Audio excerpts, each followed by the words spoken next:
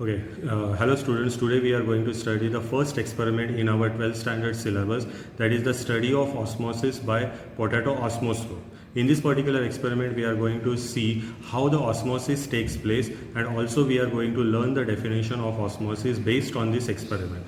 That is, now osmosis is the process in which there are two different solutions which are running through a semi-permeable membrane. Now this particular transferring of these solutions is based on the concentrations of the solutes. Now the transportation of the solution will take from the solution which is having low concentration, solutes having which is low concentration, to the area of higher concentration through a semi-permeable membrane. Now there are two types of osmosis, that is the endo-osmosis and the exo-osmosis. Now for today's experiment we will be using the following instruments, that is the conical flask which is having the sugar solution in it, a petri dish which is having a colored solution, a potato, a scapula, a potato peeler, the blade and paper pins. Now these paper pins will be used. Now with the help of a potato peeler, start peeling off the potato this way. I have already peeled the half potato. Now we are supposed to peel the entire potato, and then we will proceed with the experiment.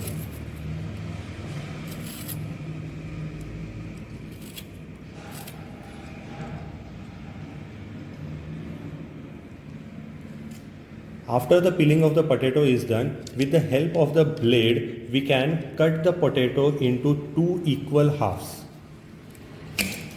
This way.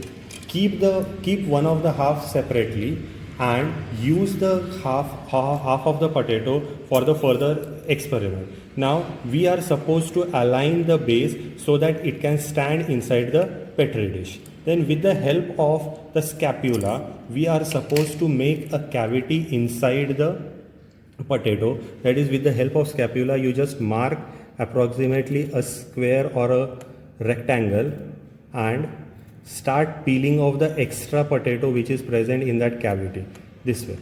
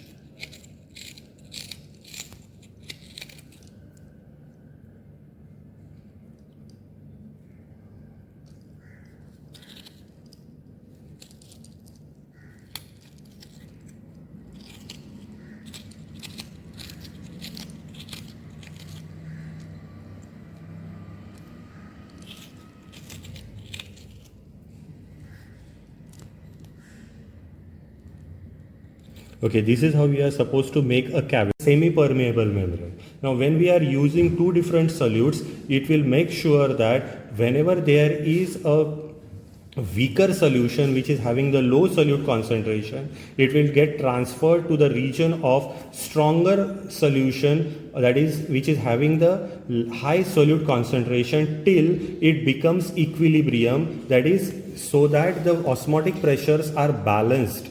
And that is the experiment that we are performing. Now you can see that I have made a cavity in such a way that the lower membrane is almost transparent. So this is how you will look, you will get an idea that this is a transparent membrane. After this, place this entire potato having cavity in a petri dish which is having colored solution.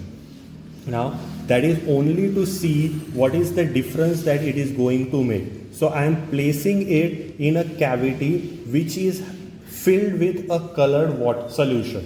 After that, with the help of a dropper, I am using the solution which I have prepared in a conical flask. This solution is nothing but the sugar solution. Now this sugar solution I am supposed to pour it in the potato cavity.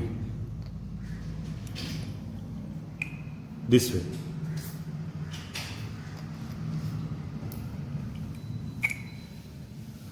Now once I fill in the cavity to some extent, I will have to add a paper pin. Now this particular paper pin is just to mark the water level inside the cavity.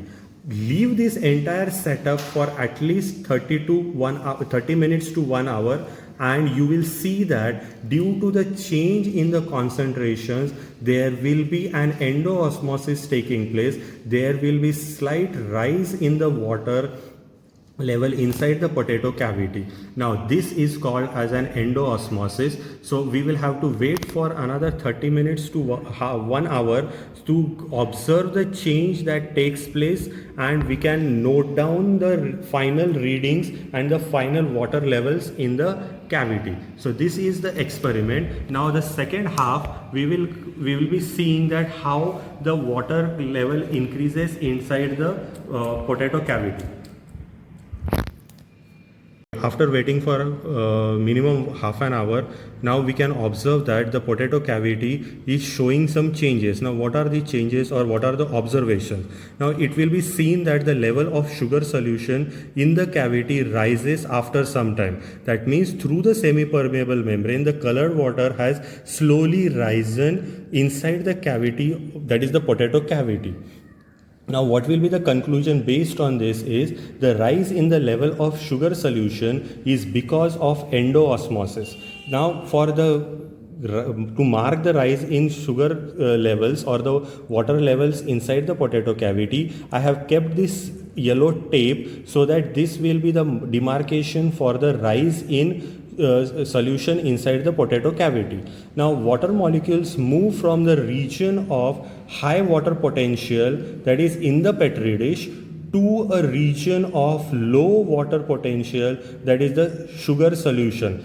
Now this sugar solution was inside the potato cavity through a differentially permeable, that is the semi-permeable membrane of the potato cells. Now what are the precautions that we are supposed to take when we are doing the experiment?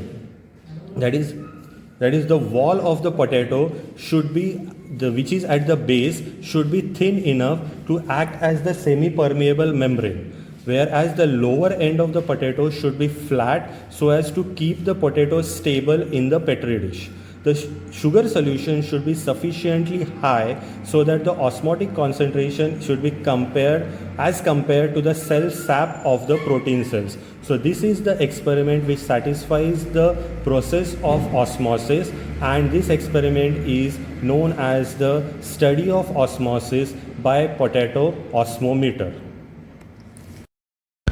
After performing the experiment, that is study of osmosis by potato osmoscope, now we will see how the observations, result, conclusion and is to be written, and also there are some of the questions given in our biology practical notebook, how we are supposed to write the answers for those questions.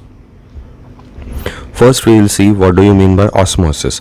Osmosis is the diffusion or the movement of solvent, particularly water, from a region of higher water potential to a region of lower water potential through a semi-permeable membrane. This semi-permeable membrane allows the flow of water from the higher concentration level to the lower concentration level. Now, under observations, after a few hours, the level of sugar solution in the potato osmoscope rises and the solution becomes colored. Now, inference, the rise in the sugar solution is due to osmosis. The membranes of the living cells of the potato tuber function as the semi-permeable membrane. The water from the outside enters the cavity filled with concentrated sugar solution, thus demonstrating osmosis. Now the questions based on this experiment are as follows. Potato is used to prepare an osmoscope. Justify. Now the answer for this is demonstration of osmosis in a living system can be one using the potato osmoscope. A potato is peeled and one side is flattened, which serves as the base. Now this proves the entry of water into the sugar solution through the potato tissues, which serves as the selective permeable membrane. The second question is define permeability.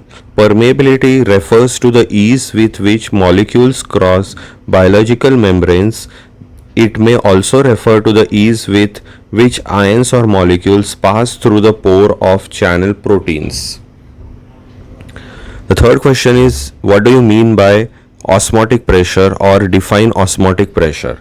Osmotic pressure is the minimum pressure which needs to be applied to a solution to prevent the inward flow of its pure solvent across a semi-permeable membrane. It is also defined as the measure of the tendency of a solution to take in a pure solvent by osmosis. The fourth question is do you find any role of osmosis in water purification? Now for the answer for this question is yes, we find a role of osmosis in water purification. Now during water purification, reverse osmosis or RO is a water purification process that uses a partially permeable membrane, or it is in other words it is a semi-permeable membrane to separate ions, unwanted molecules and larger particles from the drinking water.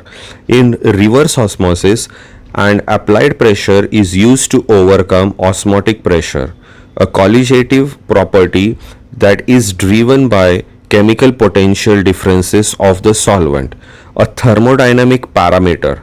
Reverse osmosis can remove many types of dissolved and suspended chemical species as well as biological ones from water and is used in both industrial processes and the production of potable water. And the last question is osmosis plays important role in standard movement. Explain. Now this can be explained based on an example, that is the stomatal cells which are present in plants. Now the stomata regulate the transpiration and carbon dioxide intake by changing its size depending on the environmental signals. In optimum conditions, stomata are wide open, allowing gaseous exchange with the atmosphere. Guard cells are responsible for changing pore size. They do so by expanding or contracting themselves effectively, opening and closing the stomata. For stomata opening, water is rushed into the guard cells due to osmosis, which is dependent on potassium concentration in the cells. So definitely osmosis plays a very important role in standard movement in plants. So these were the questions based on the experiment, that is the study of osmosis using potato osmoscope. We have also seen how the experiment is being performed and answered the questions which are being asked in our 12th standard HSC biology practical notebook. So this is how we are supposed to perform the experiment and give our viva based on the experiment. Thank you.